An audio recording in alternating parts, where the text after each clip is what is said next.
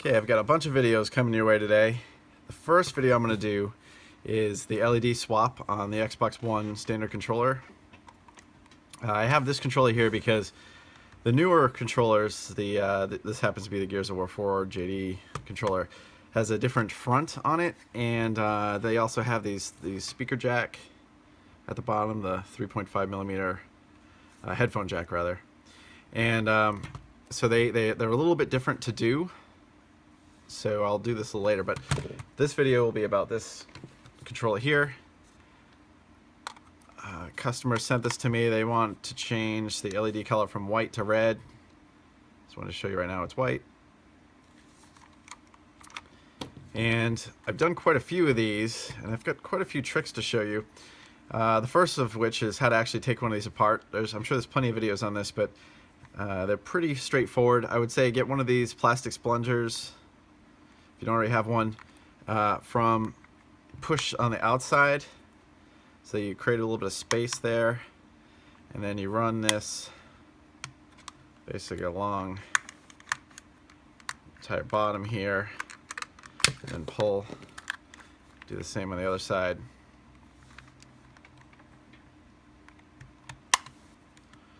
Just run it on the outside here. Hear a bunch of clicks. Separate the two. And of course, a part of the process, these get pretty dirty over time. This control looks like it's been used quite a bit. So I would just suggest using soap and water, maybe putting the plastic pieces themselves in the sink. Obviously not the whole controller, but these, just wash them in the sink. So the next bit is the screws. And there should be 4. They're Torque 8-bit or T8 security bits. So they use this, use a regular Torque 8, but they have a small indent there in the center. They have basically a pin in the center. So you need a special screwdriver to take this apart. You can see that works fine. But what I'm going to show you here is the trick I usually use. Most people don't have a Torque 8 security bit, and I'm not sure why Microsoft does this, but there doesn't seem to be much of a reason to keep a security bit in there. So generally what I do is I take the smallest bit I have in my my bit set here. In this particular case, it happens to be a 1/8 bit. And actually in my videos today I'm going to be using a screwdriver quite a bit for a couple different things. I'm going to be reversing a vent. I'm going to be adding LED lights to stock fan. Anyway, so this is pretty quick. So what you do is you take this bit and it's not going to be hard to pick this up on camera, but you basically get the bit so it fits around that pin in the center, and then you just give it a quick, that's all you got to do. You don't even have to give it much, so I just barely tap, just enough to twist it, and it breaks right out. So now I could take my standard Torque 8 and the screw comes right out. Now there's a total of 5 screws on these controllers. So usually what I do is I go all the way around and get the outside ones. There's one here and then one here on both sides. So again, we just get that thing in there. Yeah, there we go. And then we click till you hear a snap. There we go. We'll come and do this other one. Perfect. You don't want to twist them around too much because you don't want to strip out the head. I think that one broke when I just put the thing in there. Yeah. Let's double check them all. Yep. Yeah, that pin broke by just putting the drill bit in there. I didn't even have to turn it. Sometimes what happens is the pin gets lodged inside the bit head there.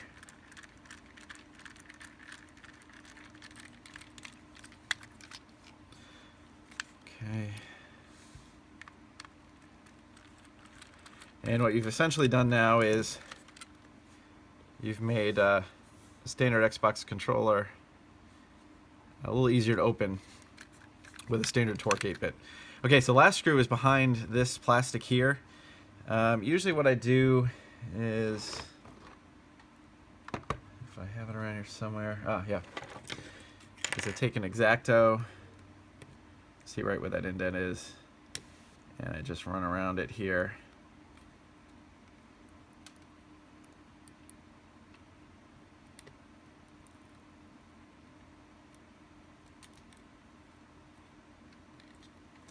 That way it looks a little cleaner and we can fully see the bit there. And again, normally you're going to have batteries here, you're not going to see this part anyways. And so we do the same thing on this last bit.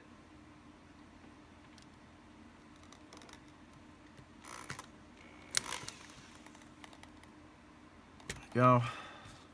So it doesn't take much.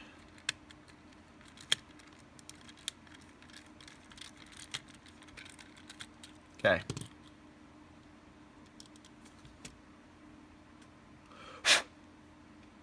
There we go. Alright, so that's the 5 screws. Now once we've taken all those screws out, you can actually take the faceplate off. So if you want to change your faceplate, it's probably one of the easier things to do. Once you have the screws off, it's one of the first parts that comes off. And on eBay, of course, you can buy all sorts of replacement faceplates. Quite a bit of dog hair in here. I have a dog myself. I understand how that is. So anyways, there you go. There's the faceplate. So then, let's see, we can start taking, bottom comes right off. And I've gotten these down pretty good. There should be a fairly minimal amount of soldering you'll need to do. Now, on some tutorials, they tell you to, and in fact, the only way, if you want to take, so these are the vibration motors. They have wires that run to the motherboard here, and the only way to remove them, there's also more wires. I think these run to the trigger stops here. Not the stops, but the triggers. They have vibration on them as well. So typically you would want to desolder these 8 pins and then resolder them. I found that you can actually do this mod, which is changing the LED, without doing that. I'm going to show you that here. It greatly improves the amount of time it's going to take to do this mod. So these inner screws are actually, I believe, T6. And there's quite a few of them on the inside. They're not security bits, so you can just use a standard torque. Again, that's why using the screwdriver there makes this whole job easier in the future if you ever needed to, well, if you wanted to change your faceplate. Again, this particular control has been used quite a bit, so at some point you might want to change these sticks. Most of the grip has been worn off, which at this point actually you can take off too. I should have shown that. So you take the faceplate off and these come off almost immediately. So another very easy thing to do to change those sticks. Sometimes people want to put on, they make aluminum ones. They wear a little better. You know, they make OEM replacements as well, plastic replacements. Plus there's all these different color ones you can use. Okay, so we just took out those 2 screws there. It looks like there's one more here. Oh yeah, okay, one more on each side there. So looks like a total of 4. Oops. Okay.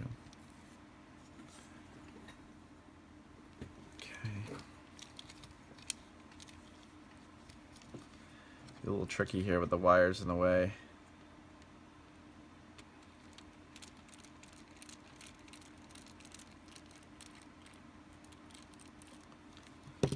Okay.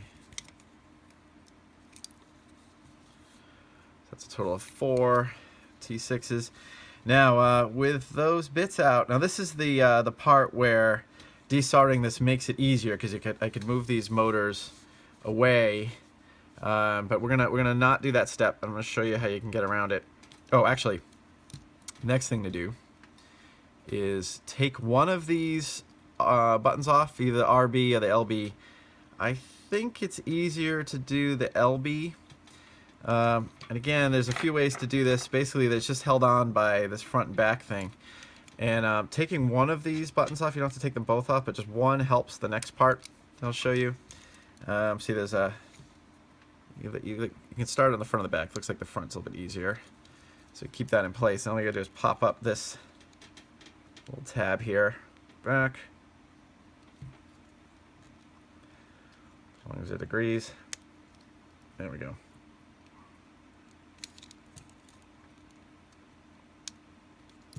Get one off, and the other one goes back. There we go. So that's all you gotta do to take that off.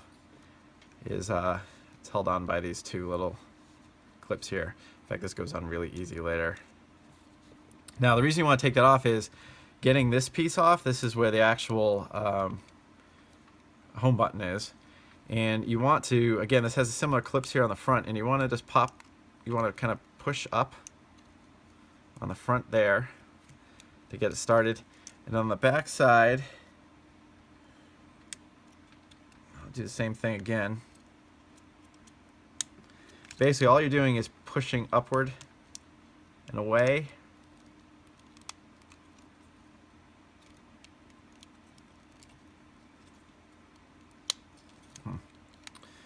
You know, just for the sake of this video, maybe these little being RB buttons are easy enough to remove. Just remove the two of them. I'm just using my fingernails to do that too, and they're not. Well, I guess they're a little bit longer, but I left them long on purpose. I'll actually show you that in a minute. I'll give you the reason why. Okay, keep going with this. Now, oh, I see. Part of the problem is the button. So make sure you push that home button in. There you go. Yeah, so push the home button in and then pry this around. There's nothing to it. It's just a bunch of clips holding on. There's two dimples there that hold the front. And on the back, there's nothing except these little clips. Okay. Oh, and this button falls out. This is the sync button here, and it's pretty easy to put back. It only fits in one direction, but be very careful. Once you pop this off, this will come right out, so you don't want to lose that. But yeah, so the light, or the LED that we're going to change, is behind this here. So we need to finish taking the board off. Now I want to do all that first, and now once you do this, you can get to everything here on the top. The Xbox One controller has two boards, so we've already taken these two screws and these two here. But you only need to do these first two, and then there's some clips underneath. So you want to just pull upward. Do it here from the edges. There we go.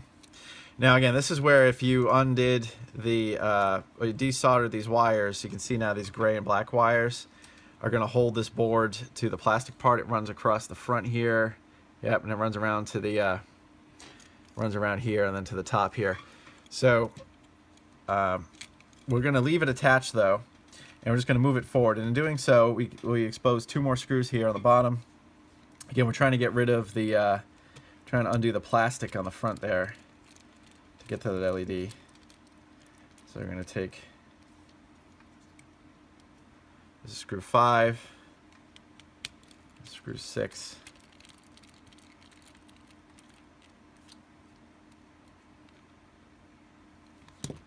Okay, and now let's see. Yep, we got looks like another two more. Okay, yep. Again, this is made a little more difficult. One is by this is the B button here. Looking at it from the other side, and we're going to take the screw out here.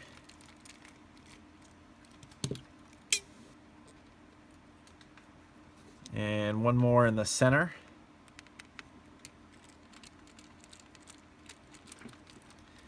And that is screw 8. So all these inner screws, it's 8 T6 screws.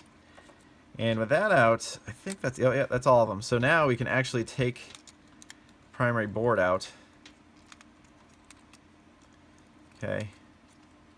Now, let's see, I think, yeah. All right, so there you go. So there's nothing holding, see there's a lot of dog hair in there. I'll clean this up off camera. But that is basically it. Flip this around, and you got a couple of buttons. Now, if you don't flip this upside down, I won't do that here on camera, but there's all the buttons will pretty much sit in place. You can put this back in place. if I do clean this up, or when I do clean this up, you can take all the buttons out and put them back in. But then I'll show you kind of where to go from there. But now we have the board here ready to go.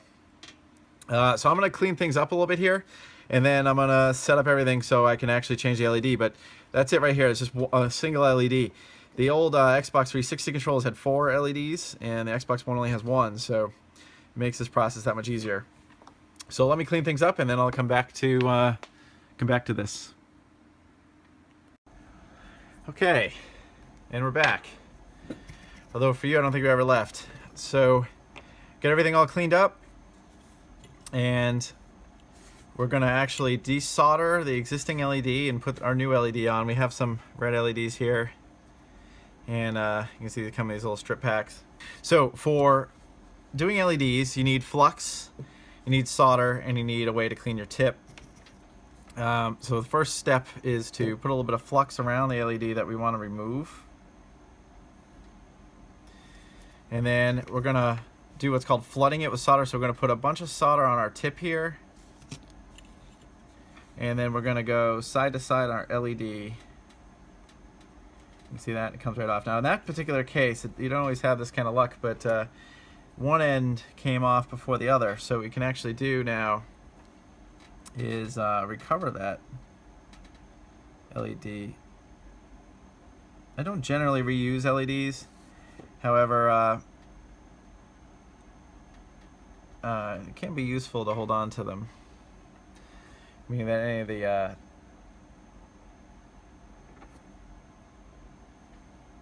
if you're just doing a quick project and I don't know. I put them aside. I don't generally use them, especially on customers' products.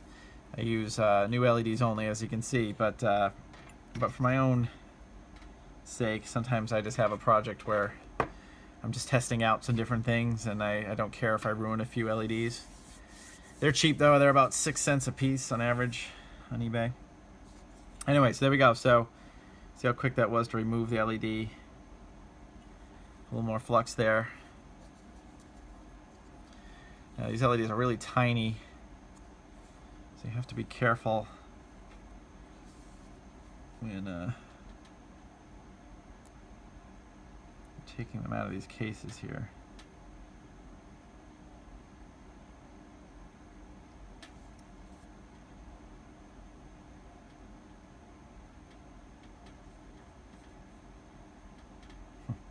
This actually has a sticker, and on top of that, you gotta pull back the LED. But there it is.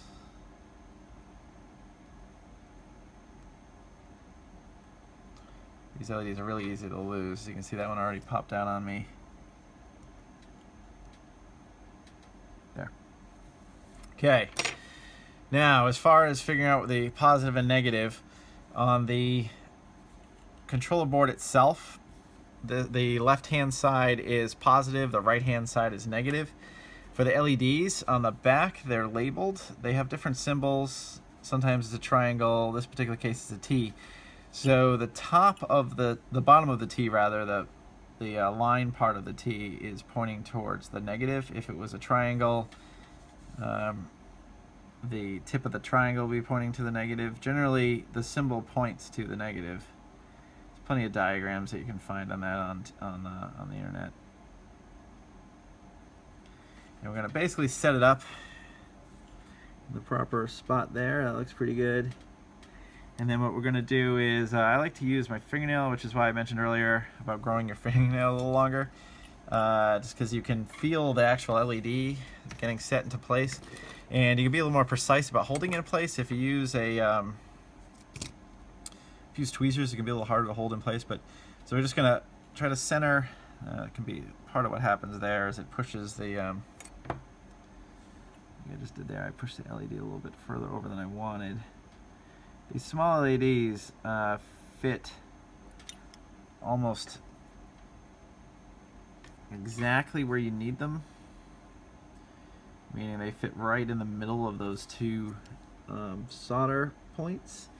So you want to keep it there. You don't want it moving too far over so it reaches. All right, so try that again.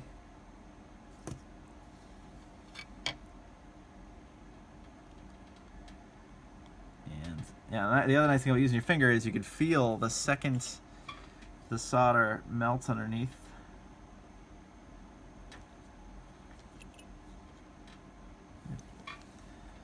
So make sure I still get some solder there though.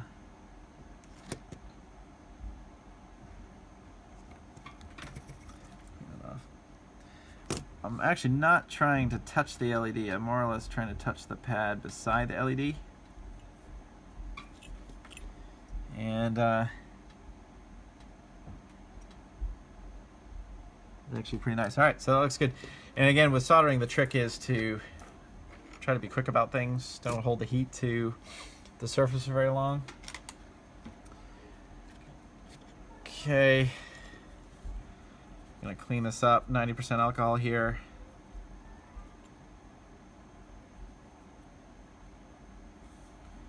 There we go. Now, I'll show you how to get to a point, because you got to worry about the positive, negative, and also sometimes your LEDs aren't as clearly labeled as these were. So you might want to test your LEDs before you get everything put back together. So what I generally want to do is first get this board in.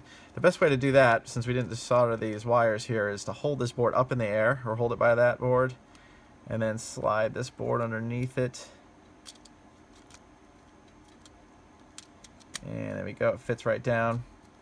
And we're going to put the center torque 6 screw in here.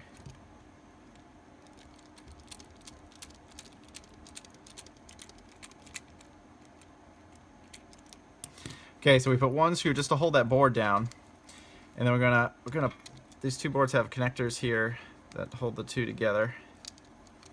So we're gonna quickly just put these two down. Now in a second we'll put everything back together the proper way, but with the way things are connected right now, all we have to do here is hold this back board in place, and this will add the other connectors here. Make sure you can see those connectors there as well. We'll put a couple batteries in, negative, positive, then in like that, and we'll flip this around and let's give this a try. There we go. It's a red LED. Okay, so the LED is installed properly, so we can flip this around again, and we're gonna put it back together properly. So again, we're gonna separate this board off again, and we got the center screw already in, and we got to put this other screw here that's closest to the B button.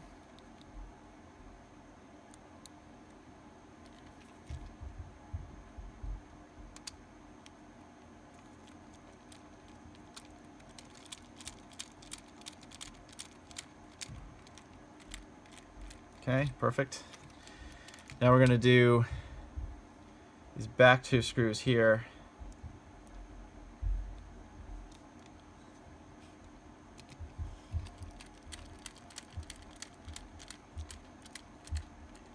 Probably hard to see on camera, but there's one in that corner, one there.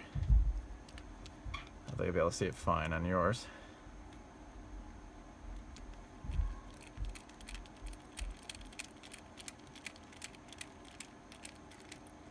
Okay, there we go. Once you have those 4 screws in, reattach the bottom board. Turn off my iron there. Okay, I think we're connected in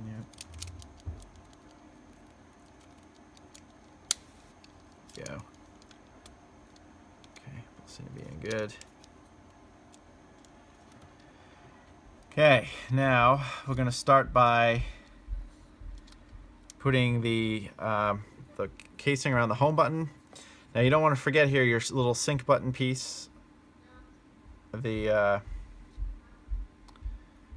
bottom part goes down. You want to be able to hear that click. You push the sync button.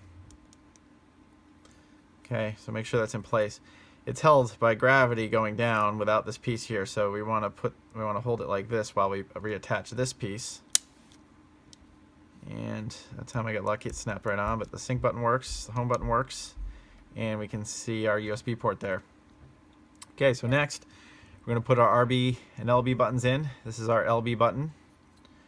There's a little channel where this particular thing goes through to make contact with the button on the board. See, same thing here with the right button. The channel is actually in the front here. And snap that in place. That holds this in place, and it holds the triggers in place. Okay.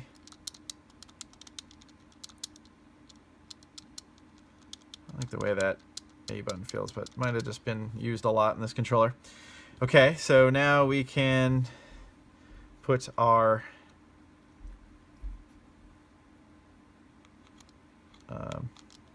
analog sticks back. And we're going to put our faceplate back on. I'm going to flip it over. So now we got to put our motors. Oh, actually, before we do that, it would help if we put our motors in place. We got to do those first. Didn't realize this motor was still hanging out. Okay, so let's flip this around really quick. And what I usually do is turn the wires to the inside. I do the same thing here. Turn the wires to the inside. Put the faceplate on. Here, actually, we can flip it around this way. Put the faceplate on. The faceplate will actually hold those two motors in place. Flip this around.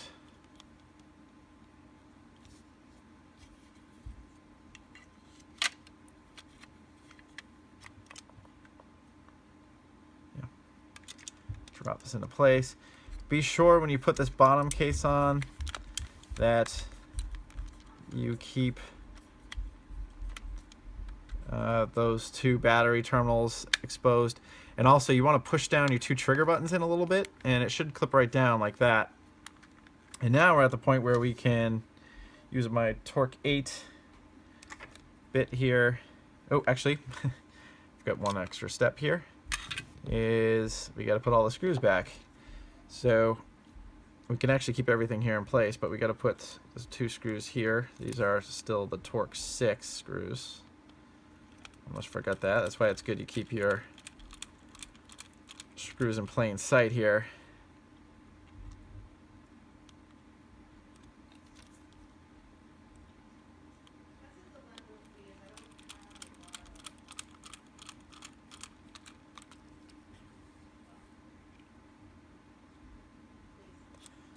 And I got two more here in the corners.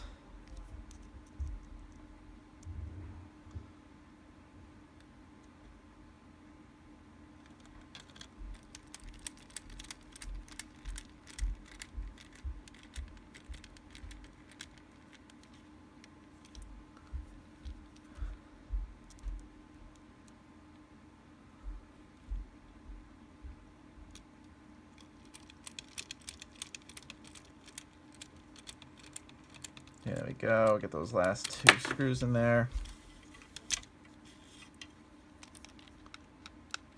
We'll check them.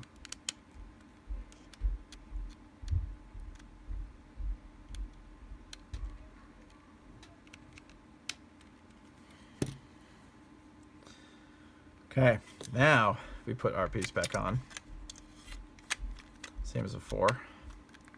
Push the triggers in a little bit. Make sure your metal connectors are available. And screw everything down.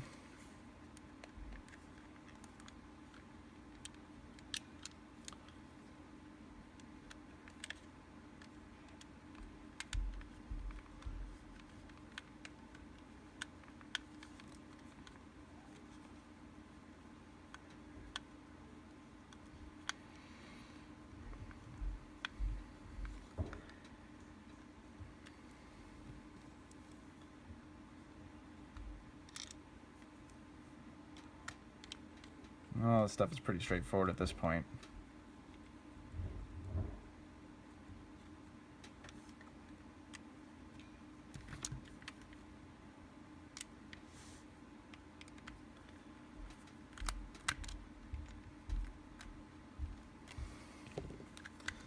Some of these screws are a little bit more difficult to attach.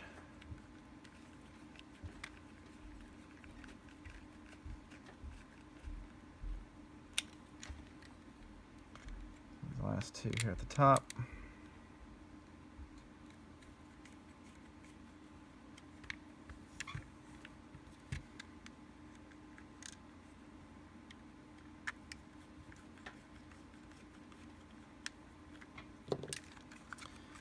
There we go, and we're just going to put our last clips here, one on either side.